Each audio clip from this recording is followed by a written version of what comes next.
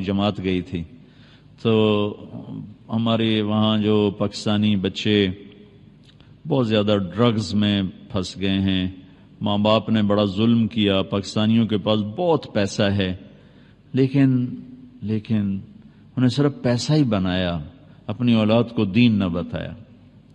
تو ہمارے بہت بچے ڈرگز کے کاروباری بن گئے، تو جیلوں میں پڑے ہوئے ہیں کچھ میں۔ تو میں مقامی لوگوں سے کہا یار مجھے کسی جیل میں، چونکہ میں یہاں بھی جیلوں میں جاتا ہوں بیان کرنے کے لیے، یا مجھے کسی جیل میں لے جاؤ، میں وہاں ان بچوں سے بات کروں گا۔ تو پریسٹن جیل میں لے گئے مجھے، تو وہاں ہم نے مسلمانوں کو اکٹھا کیا، کوئی انڈیا کے بھی تھے، پاکستان کے نوجوان زیادہ تھے، کیسز سارے یہ ڈرگز کے تھے، ایک دو کیس کوئی اور تھے، لیکن زیادہ یہی نشہ بیچنے کے چکر میں تھے۔ تو میں نے ان کو بٹھا کے بات کی، ان سے توبہ کروائی، بڑے خوش ہوئے وہ۔ پھر انہوں نے کہا جی ہم آپ کو جیل کا وزٹ کرواتے ہیں۔ میں نے کہا دکھاؤ بھائی، پاکستان کی جیلیں بھی دیکھی ہیں، وہاں کا نظام بھی دیکھا ہے۔ میں جب یہاں جاتا ہوں جیل میں، تو وہ جو یہاں سمنا جیل ہوتا ہے، اس کے لیے پورا وہ گارڈ آف آنر ہوتا ہے، سپاہی ہوشیار باش۔ ان کا سمنا جیل آیا اکیلا، کوئی آدمی ساتھ ہی نہیں، اتنی طاقتور حکومت کو سمنا جیل اکیلا آ کے ہمیں ملا اور ہمیں دعوت دی کہ آپ آج ہمارا تھوڑی مصروفیت ہے، آپ دوبارہ تشریف لائیں اور ہمارا جیل وزٹ کریں۔ وہ چلا گیا تو مجھے بتایا گیا کہ یہ تو سمنا جیل صاحب۔ تو میں کہا ابھی ساڈا ہمدا تھڑ تھلی مت جاندی، یہ کون ہے؟ آ کے لگ ٹپ بھی گیا تو پتہ ہی نہیں لگا کس دن۔ تو انہوں نے جیل دکھائی، تو کوئی 850 کی کیپیسٹی تھی اور اس میں 650 قیدی تھے، یعنی اس سے کم رکھے ہوئے تھے، اور ایک کمرے میں 2، اسی میں ٹوائلٹ، اسی میں بیسن گرم ٹھنڈا پانی، اسی میں ٹی وی، اور اسی میں ان کے لیے نیٹ کی سہولت، ہر چیز۔ اور ہر قیدی کے لیے کوئی نہ کوئی پروفیشن سیکھنا ضروری، بہت سے شعبے بنے ہوئے دکھائے انہوں نے جس میں وہ کام کر رہے تھے، گورے بھی تھے اور ہمارے انڈین پاکستانی بھی تھے، انڈین بھی تھے، بنگالی کو نہیں دیکھا۔ اس کے بعد ہمیں وہ کچن لے گئے۔ ان کا جو کچن تھا وہ ہمارے 5 سٹار ہوٹلز کے کچن سے زیادہ صاف ستھرا، اور وہ چپس بن رہے تھے قیدیوں کے لیے، اور دوپہر اور رات کے کھانے میں 5 قسم کے کھانے ہوتے ہیں، 5 قسم کے، اور حلال کے لیے دیگ الگ ہے، پتیلے الگ ہیں، پلیٹیں الگ ہیں، حتیٰ کہ وہ چمچ جس سے سالن نکالا جاتا ہے وہ چمچ بھی الگ ہیں، حلال، مسلمانوں کو حلال پرووائڈ کرنے کے لیے۔ اور پھر انہوں نے ہمیں ایک ہاٹ پاٹ دکھایا اتنا سا، وہ 150 پاؤنڈ کا تھا وہ ہاٹ پاٹ، کو 25,000 روپے کا ہاٹ پاٹ، کہ یہ اس میں مسلمانوں کے لیے رمضان میں ان کو سحری اور افطاری کا کھانا گرم ملے، یہ ہاٹ پاٹ بنایا گیا۔ چونکہ سحری کا ٹائم ان کا کھانے کا ٹائم نہیں، افطاری کا ٹائم ان کے کھانے کا ٹائم نہیں، تو پھر وہ کھانا اس میں رکھتے ہیں جس میں 8 گھنٹے کھانا گرم رہتا ہے، جیسے دیگ سے نکالا تھا ویسے گرم ہوتا ہے، اس لیے اس کی قیمت 25,000 یعنی 150 پاؤنڈ اس کی قیمت تھی۔ جتنے مسلمان قیدی ہیں اتنے ہاٹ پاٹ اس میں ہوں گے، وہ روزہ رکھیں نہ رکھیں ان کی سردردی، ان کی طرف سے ان کو وہ گرم کھانا ملے گا، سحری میں بھی افطاری میں بھی۔ جس دیگ میں کھانا تیار ہو رہا تھا وہ 9,000 پاؤنڈ کی دیگ تھی، یعنی کوئی 16 لاکھ کی وہ دیگ تھی۔ میں نے کہا یہ کیا بلا ہے کہ 9,000 پاؤنڈ کی دیگ۔ ان کا جی بس اس میں کچھ کرنا نہیں پڑتا، کھانا بنانے والے کو ڈال دیتے ہیں سب کچھ، اور جب زیادہ کوانٹٹی ہو تو نیچے سالن کھانا لگ جاتا ہے، گوشت لگ جاتا ہے، سبزی لگ جاتی ہے۔ تو اس میں یہ خصوصیت ہے کہ اس میں لگتا کچھ نہیں ہے، اپنے آپ ہی ہر چیز تیار کر کے آٹومیٹک ہے، ڈال کے وہ فارغ ہو جاتے ہیں اور کھانا تیار ہو جاتا ہے، آگے تقسیم کر دیتے ہیں۔ اور پیچھے انہوں نے ہمیں وہ دکھائے ان کے جو فریج اور فریزرز، اور جہاں سے کچا میٹیریل آتا ہے، وہ اتنا تنکا بھی مجھے نظر نہیں آیا، اتنا ٹیشو پیپر نظر نہیں آیا، صاف ستھرے۔ سب سے عجب بات جو آپ کو بتانے والی تھی کہ کسی جیل کے افسر کو اجازت نہیں کہ قیدی کو انگلی بھی لگائے، وہ چاہے گالیاں دیں، چاہے پتھر ماریں، چاہے ان کو برا بھلا کہیں، ان کو اف کرنے کی بھی اجازت نہیں۔ ساڑھے تک لمحے پا کے فنائیاں پھیر دیتے ہیں، اور باقاعدہ ٹی وی کیمرے لگے ہوئے ہیں کہ چیک کیا جا رہا ہوتا ہے کہ کوئی کسی کو بے عزت تو نہیں کر رہا، ہاتھ تو نہیں اٹھا رہا۔ پھر ان کو خرچہ الگ ملتا ہے، ماہانہ خرچہ ملتا، ہفتہ واری خرچہ ملتا ہے، کچھ پاؤنڈ بتایا انہوں نے، مجھے یاد نہیں رہا۔ ایک بہت خوبصورت اس سے اتنا بڑا ڈپارٹمنٹل سٹور تھا، اتنا بڑا جتنا یہ آپ کا ہال ہے، صاف ستھرا، ضروریات زندگی کی ہر شے مہیا۔ جس مذہب کے لوگ ہیں ہر مذہب کا عالم آ کر ان کو آ کے تعلیم دیتا ہے۔ اگر کسی مذہب کا ایک سکھ جیل میں تھا تو اس کے لیے ان کا عالم ہفتے میں ایک دفعہ کر ان کو تعلیم دیتا، اور وہ اس کی تنخواہ گورنمنٹ دیتی۔ ایک یہودی ہے، ایک ہندو ہے، ایک بدھ ہے، عالم آئے گا۔ مسلمان زیادہ ہیں تو ان کے 2 عالم آتے تھے، جمعہ میں پڑھانے والے، نماز پڑھانے والے، ان کو پریچ کرنے والے وہ آتے تھے۔ تو میں نے وہاں اپنے ساتھیوں سے کہا جس قوم کے یہ اخلاق ہوں، انہیں ہم نعرہ تکبیر سے فتح کرنا چاہتے ہیں، ہم بھی کیسے دیوانے کہ ظلم و ستم سے بھرے ہوئے، فرعونیت سے بھرے ہوئے، اور ہم چاہتے ہیں کہ ہم میدان مار لیں خالی نعرہ تکبیر۔ جو قیدیوں کے ساتھ یہ سلوک کر رہے ہوں، باہر ان کا کیا سلوک؟ میں تو پریشان ہو گیا، میں نے کہا ان پہ زوال نہیں آ سکتا، چونکہ ان کی جو برائیاں ہیں وہ انفرادی برائیاں ہیں، انفراد، اجتماعی ظلم نہیں ان کو یہ فکر نہیں ہے کہ کوئی وکیل کسی کے ساتھ مل کر میرے اوپر جھوٹا کیس کر دے گا، اور کوئی جج کا قلم فروخت ہو جائے گا، کوئی میری زمین پہ قبضہ کر جائے، کوئی میری بچی کو اٹھا کے لے جائے گا، یہ ان کو کوئی خوف نہیں۔ اجتماعی انفرادی نافرمانیاں ہیں، اور انفرادی نافرمانیوں پہ اتنی جلدی پکڑ نہیں آتی جتنی اجتماعی نافرمانیوں پہ آتی۔ ایک دفعہ موسیٰ علیہ السلام نے اللہ تعالیٰ سے پوچھا، یا اللہ، فرعون تو کہتا تھا میں خدا ہوں، تو نے اس کو اتنی لمبی حکومت کیوں دی؟ تو اللہ نے عجب بات کی کہ یہ کم بخت اپنی رعایا میں عدل کرتا تھا اس لیے حکومت تھی۔ ظالم تو بنا جب اس کو پتا چلا کہ میری گئی حکومت، تو اللہ نے کہا میں نے اس لیے اس کو حکومت دی کہ یہ رعایا میں عدل کرتا تھا، اس لیے حکومت دی، حالانکہ مجھے پتا ہے یہ کم بخت کہہ رہا ہے میں خدا ہوں۔ ہاتھ میں ڈالیں، چلو جتنے ظلم کو آپ دور کر سکتے ہو اسے تو دور کرو، اپنے قلم کی قیمت نہ لگنے دینا، اس قلم کو نہ بیچنا، تو پھر اس کی قیمت اللہ لگائے گا۔ اور ایک جھلک اللہ کے نبی نے بتا دی ہے، ایک دن کا عدل 60 برس کی عبادت کے برابر ہے۔ ایک دن کا عدل 60 برس کی عبادت کے برابر ہے۔ کون 60 برس مصلی پر بیٹھ سکتا ہے؟ آپ کا ایک دن اس 60 برس کے برابر ہے جس پہ مصلی سے اٹھا ہی نہ جائے۔ ظلم، جھوٹ، بددیانتی، یہ 3 کام زوال لے آتے۔ میرے نبی نے فرمایا اتقوا الظلم، ظلم سے بچنا، فإنہ ظلمات یوم القیامہ، یہ قیامت کا دن تمہیں اندھیروں میں دھکیل دیں گے، ظلم سے بچنا۔ اگر امام حسین یزید کی بیعت کر لیتے تو کون سی قیامت ٹوٹ پڑتی تھی؟ سارا مسئلہ تو ہے اللہ کی رضا کا، ساری جو محنت کوشش ہے وہ تو ہے اللہ کی۔ میں آپ کے لیے کیوں بات کر رہا ہوں کہ اللہ راضی ہو جائے؟ آپ کو کس لیے تیار کر رہا ہوں؟ انصاف کرو کہ اللہ آپ سے راضی ہو جائے۔ اور اگر کسی کو پتہ چل جائے کہ اللہ مجھ سے راضی ہو چکا ہے تو وہ تو اب کانوں میں تیل ڈال کے سوئے۔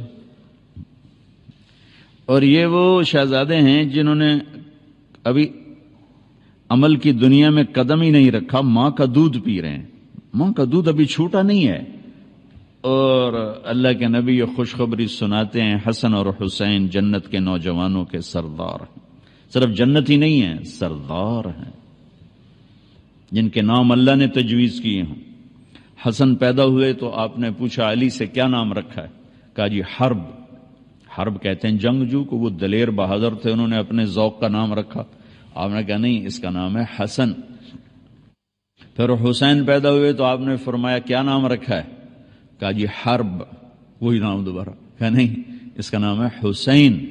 پھر فرمایا کہ جب سے آدم کی نسل چلی ہے یہ 2 نام اللہ نے میرے بچوں کے لیے سنبھال کے رکھے ہوئے تھے، یہ نام اللہ نے تجویز کیے ہیں۔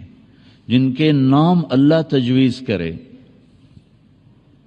اور جن کو دودھ پیتے جنت کی سرداری کی بشارت ملے اور نبی کی گود جن کا بستر بنے، نبی کی کمر جن کی سواری بنے، گھر میں تشریف لاتے اور ایسے ہاتھ پاؤں ٹیک دیتے، ہاتھ اور گھٹنے زمین پر ٹیک دیتے اور کہتے آؤ بچوں میری کمر پہ چڑھ جاؤ، دونوں کو اپنی کمر پہ بٹھا لیتے اور پورے کمرے میں چکر لگاتے ایسے ایسے، پورے کمرے میں ایسے ایسے، اور پھر یوں منہ کر کے کہتے کیف مطیتکما، تمہارا اونٹ کیسا ہے بھائی، تمہارا اونٹ کیسا ہے بھائی۔ کائنات میں جنہیں اتنی عظیم سواری ملی ہو، ایک دن آپ ایسے ہی کھیل رہے تھے بچوں کے ساتھ اور ان کو کمر پہ بٹھایا ہوا تھا تو اوپر سے حضرت جابر آ گئے، تو وہ کہنے لگے ارے اتنی بڑی سواری، اتنی بڑی سواری، تو اس پر آپ نے فرمایا تو سوار بھی تو دیکھو کتنے بڑے ہیں، سوار بھی تو بہت بڑے، اتنی بڑی سواری کا، آپ نے کہا اتنے بڑے سوار، تو یہ معاملہ تو حل ہو چکا ہے کہ اللہ راضی ہو چکا ہے۔ یہ مسئلہ یہ ایک چھپا ہوا راز ہے، عمر گزر گئی تبلیغ میں، لیکن اللہ کی قسم پتہ نہیں ہے اللہ راضی ہے کہ ناراض ہے، اور یہ پتہ نہیں ہے کہ جو کچھ آج تک ہوا ہے اللہ کے فضل سے ہوا ہے یہ اللہ کی ناراضگی کا سبب ہے یا اس کی رضا کا سبب ہے۔ یہ جب آنکھ بند ہوگی اس راز سے پردہ اس وقت اٹھے گا کہ کیا وہ راضی ہے یا ناراض ہے۔ سارے اللہ کے بندے ڈرتے ڈرتے دنیا سے چلے گئے، لیکن یہ وہ لوگ ہیں جن کے اس راز سے پردہ اٹھایا جا چکا ہے اور ان کو بتایا جا چکا ہے جنت تمہارے لیے اور سرداری بھی تمہارے لیے ہے۔ تو یہ اگر ایک ظالم جان بچانے کے لیے تو کلمہ کفر بھی جائز ہے، تو ظالم کی بیعت کرنا کفر تو کوئی نہیں ہے، اور کفر نہیں ہے تو جان بچانے کے لیے اتنا تو کر سکتے تھے، اور اب صرف اپنی جان تھوڑی تھی، پیچھے سارا خاندان تھا، چھوٹے چھوٹے معصوم بچے تھے۔ اللہ اکبر، جس قوم کے پاس کربلاؤں کی تاریخ ہو وہ قوم خود ظلم کے خریدار بن جائیں تو زمین آسمان کانپے نہ تو اور کیا ہو۔ اس لیے تو یہ قصے تاریخ میں اللہ نے زندہ رکھے کہ کوئی قیامت کے دن کہہ نہ سکے جس ہن تک پتہ کوئی نہ ہی ساڑھے تا جی علم اچھی گل کوئی نہیں ہے کہ بدبخت یہ تاریخ ہے تیری، سورج بھی ڈوبتا ہے یہ نہیں ڈوبے، چاند گھٹتا اور بڑھتا ہے، ان کی بلندیاں نہ گھٹی نہ بڑھی، اتنی بڑھ گئیں کہ آگے بڑھنے کی چیز ہی کوئی نہیں رہ گئی تھی۔ تو اس کے بعد تم کیا کہتے ہو کہ جی سانتا جی پتہ کوئی نہ، میرے تا جی چھوٹے چھوٹے بچے ہیں روٹی کی تو کھواوا، تو میرے نبی کے بچے تو گردنیں کٹوا کے نیزوں پہ چڑھ گئے تھے، تمہاری اولاد اس سے زیادہ پاکیزہ تھی۔ میرے بچے کا ہاتھ ٹوٹا، چھوٹا سا تھا، دیوار سے گر گیا، وہ چیخ رہا تھا، مجھے اس کا رونا دیکھا نہ گیا، میں باہر چلا گیا، بیٹھ نہیں سکا، اور جو اپنے بچوں کو ذبح ہوتا دیکھ رہا ہو کیا جگر ہے۔ پھر اس قوم کا وکیل پیسوں پہ ایمان بیچ دے اور جج پیسوں پہ ایمان بیچ دے، اب بیوروکریٹس، میں تمہیں کیا رہوں، میرا تو ریڑھی والا ایمان بیچ کے بیٹھا ہوتا، میرا تو مزدور ظالم ہے، ریڑھی والا ظالم ہے۔ ہمارے زوال کا سبب سیاست نہیں، نہ سیاستدان ہیں نہ پارٹی ہیں، ظلم، جھوٹ، بددیانتی، یہ تین بڑے سبب ہیں۔ تو جتنا آپ عدل دے سکتے ہو میرے بھائیو اتنا تو دو، اتنا تو دو۔ یہاں تو جان تک کے سودے کر دیے کہ نہیں، یہ نہیں ہو سکتا کہ ظالم کی تائید میں میرا ہاتھ بلند ہو، یہ نہیں ہو سکتا، کاٹ دو، لیکن ظلم کی تائید نہیں ہو سکتی۔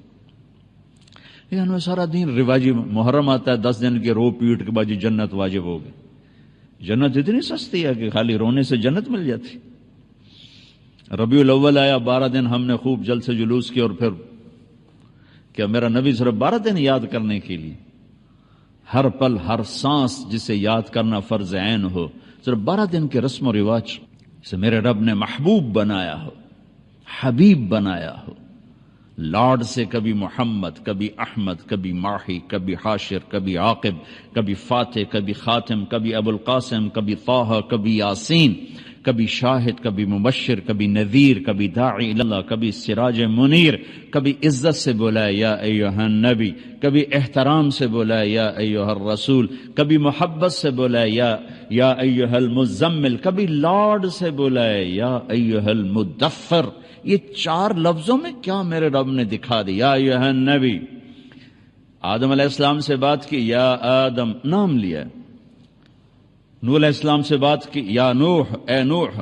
ابراہیم علیہ السلام سے بولے یا ابراہیم، موسیٰ علیہ السلام سے بولے یا موسیٰ، داؤد علیہ السلام سے بولے یا داود، زکریا سے بولے یا زکریا، یحییٰ سے بات کی یا یحییٰ، عیسیٰ سے بات کی یا عیسیٰ ابن مریم۔ 8 نبیوں سے بات کی ہے نام لے کر کیا، یا آدم اسکن انت وزوجک الجنہ، یا نوح اہبط بسلام منا، یا ابراہیم قد صدقت الرؤیا ما تلک بیمینک یا موسیٰ، یا داود انا جعلناک خلیفہ، یا زکریا انا نبشرک بغلام، یا یحییٰ خذ الکتاب بقوہ، یا عیسیٰ ابن مریم انت قلت للناس۔ 8 نبیوں سے بات کی، نام لیا ہے۔ اپنے نبی سے بات کی، یا محمد نہیں، یا احمد نہیں، یا ایھا النبی، عزت۔ پھر اس سے اوپر کا لیول، ساتھ پروٹوکول شامل کیا، یا ایھا الرسول۔ پھر نے کہا یا اللہ، ابراہیم آپ کے خلیل تھے، موسیٰ کلیم تھے، داؤد کے لیے لوح نرم، سلیمان کے لیے ہوا تابع، اور عیسیٰ کے لیے مردے زندہ، تو میرے لیے کیا ہے؟ اللہ نے کہا تیرے لیے اولیس قد آتیتک افضل من ذلک کلہ، میں نے آپ کو وہ دیا ہے جو کسی کو نہیں دیا۔ وہ کیا ہے؟ کہ اللہ ذکرت الا ذکرت معی، قیامت تک آپ کا اور میرا نام اکٹھا رہے گا، جدا نہیں ہو سکتا، جدا نہیں ہو سکتا۔ اور تھوڑا سا قرآن سے دیکھیں، براءۃ من اللہ ورسولہ، اذان من اللہ ورسولہ، فأذنوا بحرب من اللہ ورسولہ، من یعص اللہ ورسولہ، من یحادد اللہ ورسولہ، من یشاقق اللہ ورسولہ، تؤمنون باللہ ورسولہ، آمنوا باللہ ورسولہ، سیؤتینا اللہ من فضلہ ورسولہ، واللہ ورسولہ احق ان یرضوہ، لا تخونوا اللہ والرسول۔ اللہ اور رسول، اللہ اور رسول، اللہ اور رسول کا میرے حبیب آپ کا اور میرا نام اکٹھا ہو گیا ہے، جدا نہیں ہو سکتا قیامت تک۔ نیم پلیٹ اتر جاتی نا، اب شمیم صاحب ایک جگہ جا جائیں تو جب یہ جائیں گے تو کوئی اور آ جائے گا، آج کل رضوی صاحب یہاں یہ چلے جائیں کوئی اور نیم پلیٹ لگ جائے گی، لیکن میرے اللہ نے کہا تیرا نام جو آیا ہے نا یہ اترنے کے لیے نہیں آیا، زمین آسمان تو اتر جائیں گے لیکن تیرا نام میرے نام کے ساتھ ہی رہے گا، یہ نہیں اتر سکتا۔ پھر اللہ تعالیٰ نے اور بڑا خوبصورت انداز اختیار کیا، لفظ اللہ میں کوئی حرف نقطے والا کوئی نہیں، سارے بغیر نقطے کے حرف ہیں، اس لیے کہ نقطے والا حرف کمزور ہوتا ہے اور بغیر نقطے والا حرف طاقتور ہوتا ہے، بغیر نقطے والے حرف میں قوت زیادہ ہے اور نقطے والے حرف اس کے مقابلے میں کمزور ہے۔ تو اللہ نے اپنے نام کے لیے حرف استعمال کیے بغیر نقطے والے، اللہ، اور اپنے نبی کے لیے نام جب پسند کیا تو وہ حرف لے کر آیا جس میں نقطہ کوئی نہیں، محمد، اور دوسرا جب نام لے کر آیا تو وہ لے کر آیا جس میں نقطہ کوئی نہیں، احمد۔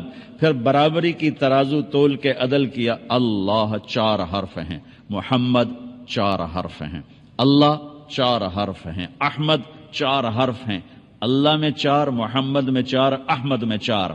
پھر لا الہ الا اللہ 12 حرف ہیں، محمد الرسول اللہ 12 حرف ہیں، لا الہ الا اللہ میں 12 حرف ہیں، محمد الرسول اللہ میں 12 حرف ہیں، اللہ 4 حرف، محمد 4 حرف، احمد 4 حرف۔ جہاں اللہ اتنی عزتیں دے رہا ہو، ہم نے صرف ربیع الاول رکھا ہوا ہے، باقی سارا سال یاد نہیں کرنا، محرم رکھا ہوا ہے، باقی سارا سال یاد نہیں کرنا۔ تو بھائیو میں کیا عرض کروں، دکھڑے ہیں، تقریر میں نے کیا کرنی، دکھ ہیں، دکھ شیئر کیا ہے آپ کے ساتھ، عدل کو ساتھی بناؤ۔ یہ قلم کائنات کی حسین ترین نعمت ہے اگر اس سے عدل نکلتا ہو، اور یہ سائنائڈ زہر سے بھی زہریلا اگر اس سے ظلم نکلتا ہو۔ اگر یہ قابل فروخت ہے تو اس سے خوفناک چیز کوئی نہیں آپ کے لیے، آپ کے معاشرے کے لیے۔ اور اگر اس کو کوئی خرید نہ سکے تو یہ راتوں کی تہجد اور دن کے روزے، گرمی کے طواف، سرد راتوں کا جاگنا، اس سے اس قلم کے ایک لفظ کی قیمت زیادہ ہے۔ میرے رب کی بارگاہ میں سجدہ کرنے والوں کی کمی کوئی نہیں ہے، آسمان بھرا پڑا ہے۔ رکوع کرنے والوں کی کمی کوئی نہیں ہے، آسمان بھرا پڑا ہے۔ عدل والوں کی کمی ہے، ظلم کا بھرا دیس ہے۔ میں آپ کی منت کرتا ہوں، اگرچہ اس قانون میں عدل کہاں سے آئے گا؟ ایک شخص نے عرض کی، یا رسول اللہ میں چاہتا ہوں سب سے بہترین انسان بن جاؤں۔ تو آپ نے کہا لوگوں کو نفع پہنچایا کر، سب سے بہترین انسان بن جائے گا۔ یہ نہیں کہا رات کو تہجد پڑھ، اتنے نفل پڑھ، دن کو روزے رکھ، اور اتنا قرآن پڑھ، اتنی تسبیح پڑھ، کہ لوگوں کو نفع پہنچا، سب سے بہترین بن جائے گا۔ اور جو نفع آپ پہنچا سکتے ہو تو کوئی بھی نہیں پہنچا سکتا۔ جو نفع آپ سے مل سکتا ہے۔ عمر بن عبدالعزیز نے انصاف کیا، عبد الملک، ولید، سلیمان نے ظلم کیا، اسی تخت پہ بیٹھے اب عمر بن عبدالعزیز انصاف کیا۔ ایک اور بات یاد آئی، اچھوں سے برے، بروں سے اچھے۔ یزید ایک ظلم کی داستان ہے۔ 3 بر اعظم پہ حکومت، 39 سال کی عمر میں مر گیا کہ 42 سال کی عمر۔ اس کا بیٹا معاویہ بن یزید رحمت اللہ علیہ، 3 بر اعظم کی حکومت ملی 22 سال کی عمر میں۔ 22 سال کی عمر تو پاگل پن کی عمر، اور یہ جج کی کرسی نہیں ہے جو 30 سال کے بعد ریٹائرمنٹ ہے، یہ تو موت تک کی ہے، اور کوئی مقابلے میں کوئی نہیں۔ 3 بر اعظم میں جھنڈا لہرا رہا ہے، اور دنیا کے خزانے سمٹ کے آ رہے ہیں۔ 40 دن حکومت کی، 40 دن، اور سارے خاندان بنو امیہ کو اکٹھا کر لیا اور خطبہ دیا، اور کہا کہ میرا باپ جبار تھا، ظالم تھا، اس نے اہل البیت کا خون بہایا، اور میں اس تخت پہ لعنت بھیجتا ہوں جس کے نیچے حسین کا خون ہو۔ یہ تمہاری حکومت پڑی ہے، جس کو چاہے دے دو۔ تو حکومت چھوڑ دی، 3 بر اعظم کی حکومت کو لات مار دے، مجھے نہیں چاہیے، دے دو۔ اس کے بعد مروان کو اور اس کی نسل کو حکومت ملی۔ تو عمر بن عبدالعزیز کا جب انتقال ہو رہا تھا تو اپنے بچوں کے لیے 2 روپے بھی نہیں چھوڑے، اور ہشام بن عبد الملک مر رہا تھا تو اپنے بچوں کے لیے 10 لاکھ درہم چھوڑے۔ ان کو تانا ملا، عمر بچوں کے لیے کیا چھوڑا ہے؟ کچھ نہیں۔ کیا کریں گے تیرے بعد؟ فرمایا حرام کھلایا نہیں، حلال تھا نہیں۔ کیا خوبصورت بات، کہ حرام کھلایا نہیں، حلال تھا نہیں۔ کہ میرے بچے نیک ہوں گے تو اللہ سنبھال لے گا، برے ہوں گے تو مجھے ان کی ہلاکت کی پرواہ کوئی۔ 30 برس کے بعد چشم فلک نے کیا دیکھا کہ ہشام کی اولاد، جن کے لیے ان کا باپ 10 لاکھ درہم چھوڑ کے مرا تھا، وہ دمشق کی جامع مسجد کی سیڑھیوں پہ بیٹھ کے بھیک مانگتے تھے، اور عمر کی اولاد ایک مجلس میں 100 گھوڑے اللہ کے نام پہ خیرات کر دیتے۔ وَهُوَ يَتَوَلَّى الصَّالِحِينَ۔ اور عمر بن عبدالعزیز جب خلیفہ تھے تو ان کی ایک خادمہ نے کہا، امیر المومنین میں نے آج رات خواب دیکھا۔ کیا دیکھا؟ کہ میں دیکھا کہ حشر ہے اور پل صراط سے لوگ گزر رہے ہیں۔ تو عبد الملک بن مروان کے گزرنے کا حکم ہوا۔ عبد الملک بنو امیہ کی دوسری شاخ میں فاؤنڈر ہے بنو امیہ کا، جو 83 سال حکومت کی۔ کہ عبد الملک پل صراط پہ آیا اور جہنم میں گر گیا۔ پھر اس کے بعد ولید چڑھا، وہ پل صراط پہ آیا، جہنم میں گر گیا۔ پھر اس کے بعد سلیمان اوپر آیا تو وہ اوپر چڑھا، گر گیا۔ عبد الملک، پھر ان کے بعد آیا ولید، ان کے بعد آیا سلیمان، سلیمان کے بعد آیا عمر بن عبدالعزیز۔ تو پھر اب عمر بن عبدالعزیز کی باری تھی، تو پھر کہنے لگے پھر آپ چڑھے۔ اتنا ہی کہا تھا آپ چڑھے تو حضرت عمر بے ہوش ہو کے گر گئے۔ تو وہ رو پڑی کہ آپ بے ہوش نہ ہوں، آپ پار نکل گئے، آپ پار نکل گئے۔ کس چیز نے پار لگایا؟ عدل نے۔ 3 بر اعظم میں زکوٰۃ لینے والا کوئی نہ بچا۔ لاہور ان کی حکومت میں شامل ہے، نہ کسی کا پریشر لو، نہ اپنے لالچ کے ہاتھوں مجبور ہو، نہ کسی اوپر والے سے مجبور ہو، صرف وہ جو 7 آسمان کے اوپر والا ہے اس سے مجبور ہوگا۔ جی میری مجبوری ہے، میری مجبوری ہے، میں نے اپنے اللہ کو جان دینی ہے۔ بس یہ گزارش ہے، دل کو لگے تو لے لینا، ورنہ ہمارا تو کام دن راج فقیرانہ آئے صدا کر چلے، میاں خوش رہو ہم دعا کر چلے۔ تو بس آپ بھائیوں کی خدمت میں گزارش ہے، جتنا کر سکتے ہوں کریں۔ جیسے یہ ٹریننگ لے رہے ہیں نا آپ، تو اس قلم کا صحیح استعمال، اس کی ٹریننگ تبلیغ کا کام ہے۔ تبلیغ کا کام ایک ایمان کو سیکھنے کی خوبصورت محنت، جو میں نے آپ سے 1 گھنٹہ بات کی ہے، یہ وجود میں آئے، اس کی بھی ٹریننگ ہے۔ بغیر تربیت کے نہ دین آتا ہے نہ دنیا آتی ہے۔ تو اس وقت تبلیغ کا کام پوری دنیا میں انتہائی خوبصورت محنت ہے، اور ہمارے ملک میں لاکھوں کروڑوں برائیاں ہیں، لیکن ایک ایسا چمکتا سورج ہے۔ میں 6 بر اعظم کئی دفعہ پھرا ہوں۔ یہ حسن جو اللہ نے ہمیں یہ تبلیغ کے کام کا دیا ہے، پوری دنیا میں کہیں نظر نہیں آتا ہے، لیکن ایسا کہ یہاں سے پیغام جا رہا ہے اور لوگوں کو ہدایت مل رہی، اور آخری کناروں تک جا رہا ہے اور لوگوں کو ہدایت مل رہی۔ میں تیونی مشرق میں آخری جزیرہ ہے، سورج جب نکلتا ہے تو پہلی کرن تیونی پہ پڑتی ہے، اور ٹائم وہاں سے شروع ہوتا ہے، ایسٹ کا جو ٹائم ہے وہاں سے شروع ہوتا ہے۔ تو اس جزیرے میں عجب بات تھی کہ آدھا حصہ اس کا وہ ویسٹ میں ہے، آدھا ایسٹ میں ہے۔ تو ایک جگہ انہوں نے مجھے کھڑا کیا، ادھر پیر کا دن تھا اور ادھر منگل کا دن تھا، ایک ہی جزیرے پر، ایک طرف پیر تھا ایک طرف منگل تھا۔ تو اس میں انہوں نے ایسے تختی لگائی ہوئی تھی، تو اس تختی کا ایک حصہ یسٹرڈے میں ہے اور ایک ٹوڈے میں ہے، اور وہاں سے وہ 180 ڈگری کا جو خط ہے، 360 ڈگری میں جو زمین کو تقسیم کیا جغرافیہ والوں نے، تو 180 ڈگری کا جو خط ہے وہ سمندر میں چلتا ہے، یا انٹارکٹیکا میں چلتا ہے، یا سائبیریا میں چلتا ہے، یا پھر تیونی سے چلتا ہے۔ آباد زمین صرف تیونی ہے جہاں سے وہ خط گزرتا ہے، جو زمین کو آدھا آدھا ڈیوائیڈ کرتا ہے۔ تو ادھر اور ادھر میں پورے دن کا فرق ہے، ادھر پیر ہے ادھر منگل ہے، ادھر منگل ہے ادھر بدھ ہے۔ میں جہاں اترا ایئرپورٹ وہاں پیر کا دن تھا، وہ جہاں سے وہ خط گزر رہا ہے اس سے 1 قدم ادھر رکھا تو ہم منگل میں داخل ہو گئے، پیر سے نکلے اور منگل میں داخل ہو گئے۔ وہاں 200 گھر ہیں مسلمانوں کے، 10,000 آبادی ہے، 200 گھر مسلمانوں کے، بجلی کوئی نہیں، جنت کا ٹکڑا لگتا ہے جیسے کہ جنت کا ٹوٹا اتار کے زمین پہ رکھ دیا ہو۔ بحر الکاہل کے اندر وہ جزیرہ ہے، بہت خوبصورت، بہت خوبصورت۔ تو ایک بڑے میں نے آ کے مجھے ایسے جھپڑ ڈالا، کہا جی میں پاکستان گیا تھا۔ میں نے کہا پاکستان گئے تھے؟ کس لیے؟ کہا تبلیغ میں 4 مہینے لگانے گیا تھا۔ میں کہا کدھر رہتے ہو؟ کہا ادھر ہی رہتا ہوں، تبیونی میں رہتا ہوں۔